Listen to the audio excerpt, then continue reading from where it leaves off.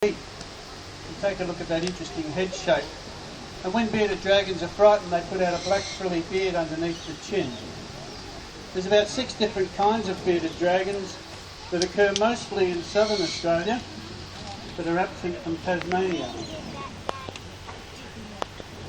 They're also now the most popular pet lizard in the world today, with loads of prehistoric personality. Bearded dragons communicate by head bobbing and arm waving. A very friendly lizard for a dragon. But the largest family of lizards in the world are the skinks.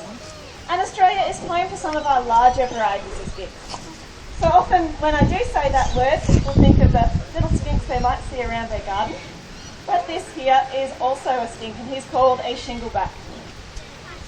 But shinglebacks are known by many other names as well, so you might have heard some of the alternatives, such as pinecone, stumpy tail, bobtail, bog-eye, double ender, and even the sleepy lizard. But they get their name shingleback from the fact that these large plate-like scales look like the shingles or the roof tiles on the top of your house. If faced with a predator, this guy will defend himself by opening his mouth wide, sticking out his tongue and hissing loudly. And that's his way of trying to intimidate or scare off any predators. A lot of people think that all reptiles lay eggs, but that's actually not the case. Some lizards like this shingleback actually give birth to live young, up to 4 at a time. And if you have a look in our reptile house window today, you will see that one of our shinglebacks has actually very recently given birth, and there's 2 twin shingleback babies, and they were only born 4 or 5 days ago now. So get a look at the size of them. So, have you been looking very closely at our little lizard? Have you noticed that his head looks very similar to his tail? So how do you think that helps him to survive in the wild?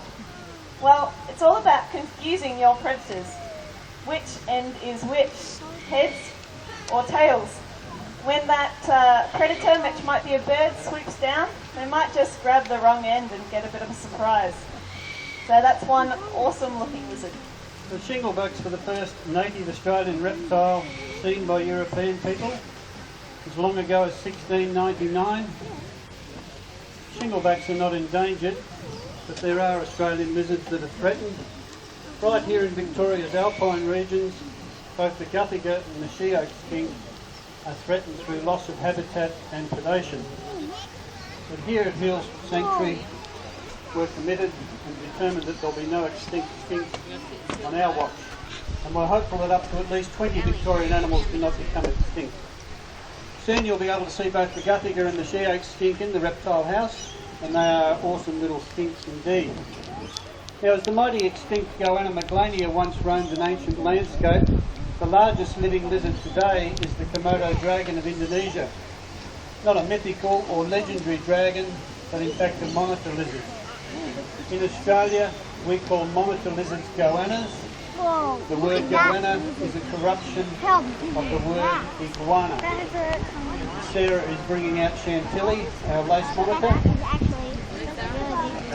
The lace monitor is Victoria's largest lizard, second only in size to the parenti of Central Australia. And while both these lizards are big, they're still both quite small in comparison to that extinct goanna maglania.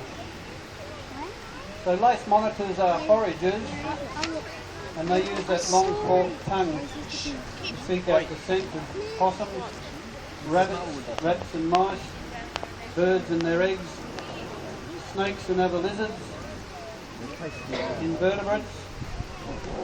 They also venture onto the road to feed on road-killed animals, and in the process of that they themselves also become victims of the road. So the lace monitor has a unique mode of reproduction where the female deposits eggs in a termite mound.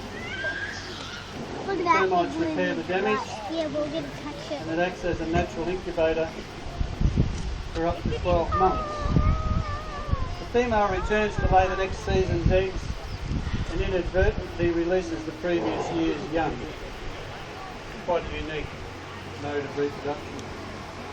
So Chantilly has big claws like grappling hooks for climbing trees, very sharp teeth and a long, strong tail. He can use all those things to defend himself. Wild lace monitors occur around Healesville. We often see them walking through the park over summer, but like all wild reptiles, they are best left alone.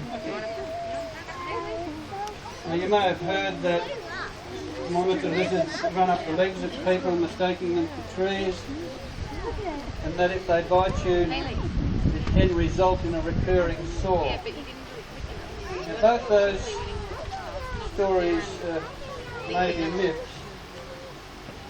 The mighty extinct Maglania monitor lizard was no myth, and if he happened to be here today, both Chantilly and I would be lunch.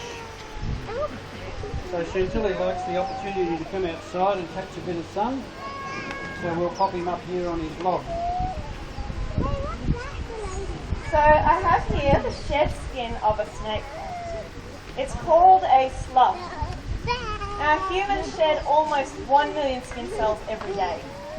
We just leave them all over the place.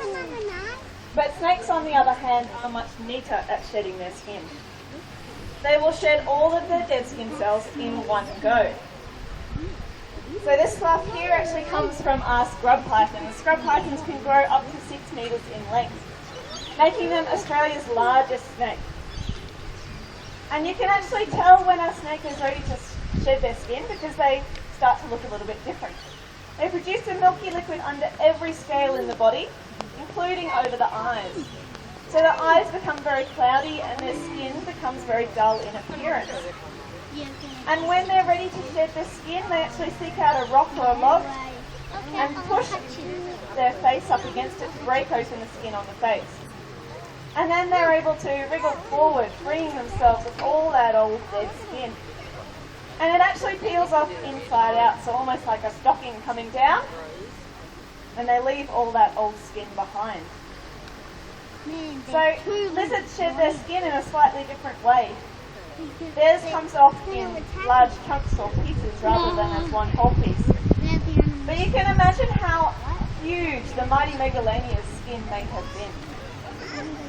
And now the snake is all shiny and brand new. We've got a couple of gentle giants here at the snake world, a little diamond python and a larger carpet python. These non-venomous constrictors are not like the top 10 venomous snakes that you can see in the reptile house right now. And Australia does have something of a reputation of being a land of dangerous snakes. We agree that's true. But are snakes really evil creatures? Are they waiting to ambush us? I don't think so. Snakes are actually quite shy creatures and probably more frightened of us than we are of them. Just think of it from their perspective. When we go into their territory, it's like us coming face to face with, say, a mighty Maglania that once lived. So what do you do if you see a snake? Well, my advice is to leave it alone and walk away. As I say, many of Australia's snakes are venomous and dangerous. So kids, if you see a snake, you really should tell your parents. The only way a snake has to defend itself is with its mouth, and unfortunately, in the case of some species, of course, that's quite dangerous. And remember the golden rule: if you leave snakes alone, they will leave you alone. So everyone, I'd like you to meet Jules. Jules are diamond pythons. Now diamond pythons can grow up to 3 metres in length, but as you can see, they like to twist and wind themselves around and get as much support there as possible. So I'm going to ask for a couple of volunteers from the audience who can help me out in handling Jules here. Okay, I'm going to pick from further back today. Very specific boy here, come up. And so if you want to come stand over here, I'll just find somebody else over this direction. Okay, little boy in the red shirt. Do you want to come over as well? Okay, what was your name? Mitchell and James. Okay, great. So, do you guys want to stand facing the audience? Give them a good wave. Yeah? Okay, so we've got some experienced snake handlers here, I'm sure. So what I want you to do is hold both arms out in front and stand a bit closer together. It's a big snake, but it's not that big. We'll try and spread Jewel out and we can see a really good idea of how long he is. So, hold on to that one. I'll get this in. So I'm just going to twist around a little bit. There we go. Starting to get there. We'll get Jewel nice and comfortable. Alright. You happy? Okay. I think Jewel's nice and comfortable there now. So you can see he's actually flicking his tongue in and out. That is his way of sensing his environment. It might be his way of looking for food. Well, he's looking at you a little bit closely there. But don't worry, he can't eat anything the size of a human. They can eat prey that's up to 5 times the size of their head, which is very impressive. But yeah, like I said, nothing as big as us. And they actually prefer to eat things like rats and mice. That's their usual favourite food. Right, Jewel? So have a look at his beautiful pattern. You can see why he's called a diamond python. But this pattern is not there just for looks or beauty. It's actually there to help him to camouflage when he's up in the canopy of the trees, help protect him from predators, or disguise him from predators. But he's a pretty big snake. He's still comfortable there. He's running away from you. There we go. So yeah, he's a pretty big snake, so there's probably not much that would actually go for him at this size. So I think my volunteers and Jewel have done a really good job, so if you give them all a round of applause. Thank you. There we go. Thank you very much. So what was your favourite reptile? Today you have met all kinds of awesome Australian reptiles and discovered how Zoos Victoria is helping to fight extinction by ensuring that the guffaga and the she-oak skink, as well as up to 20 other species, don't go extinct on our watch. So, have you enjoyed meeting Australia's unique reptiles? Yeah. Yeah? Good. You can also see Australia's top 10 deadliest snakes right here in our reptile house. And that's where you can learn a little bit more about snakes and reptiles and also our important conservation work. We hope you've enjoyed From Fearsome to Awesome. We look forward to seeing you all again next time. Thank you very much. Thank you.